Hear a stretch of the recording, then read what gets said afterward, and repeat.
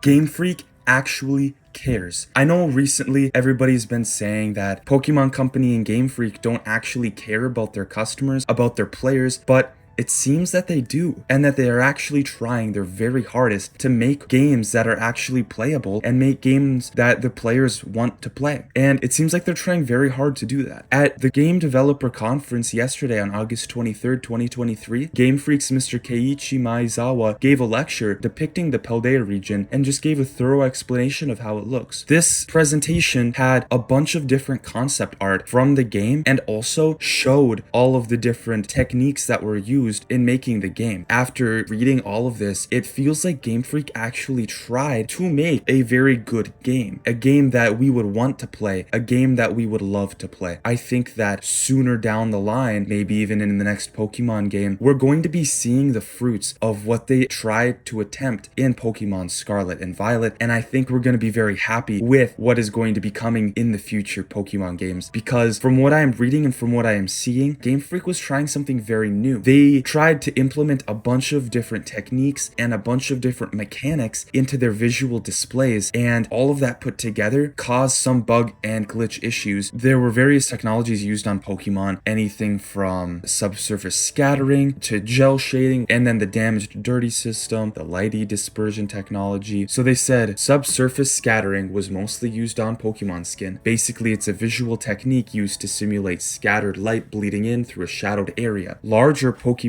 with dense bodies would be darker with more shadows, while smaller Pokemon with thin body parts used more light. These textures were also applied to the gel shading. In Quaxly's case, a soap bubble effect appeared, which you can see here. Miraidon, the legendary from Pokemon Violet, had a model that utilized a system in which shimmering particles were made to look as if they were moving three-dimensionally. To do this, the CG designers had to use a texture that specified a sense of depth while using a 4x4 pattern animation. You can see right here all of that, and looking at that, that doesn't look bad. In the game, you can see that too. Just looking at this, they go into depth for all of the Pokemon skins. People complain about every game, but I feel like there's just a ton of hate for every single part of Pokemon because of the way that they look. I think that Game Freak actually tried to implement new types of ways to display their Pokemon in their 3D models. The dirty and clean Pokemon, and apparently the snow covers Pokemon too sometimes, in the Glaciato Mountains. And this visual effect was achieved by overlaying a pre-made render of the elements on the original models. Just viewing all of these, it seems like Pokemon actually cares about what their Pokemon look like. Well, according to Maezawa, the look concept for Pokemon Scarlet and Violet is real and deformed, and the goal was to bring the texture and shape of the background closer to reality. However, since Pokemon and human characters are deformed, it seems that it was necessary to find a place to drop them when integrating them. They mean deformed as in cartoony or animated, so they wanted the background, the scenery, to seem as realistic as possible when they were making the game. Since the character and the Pokemon obviously aren't realistic, they didn't want to make them realistic too, because that would lose the charm of Pokemon. While having this realistic scenery, they wanted to keep them cartoony. So they talk about the material composition and lighting, they explain the special expressions used for the Pokemon, and even the makeup that you can put on your character was very carefully designed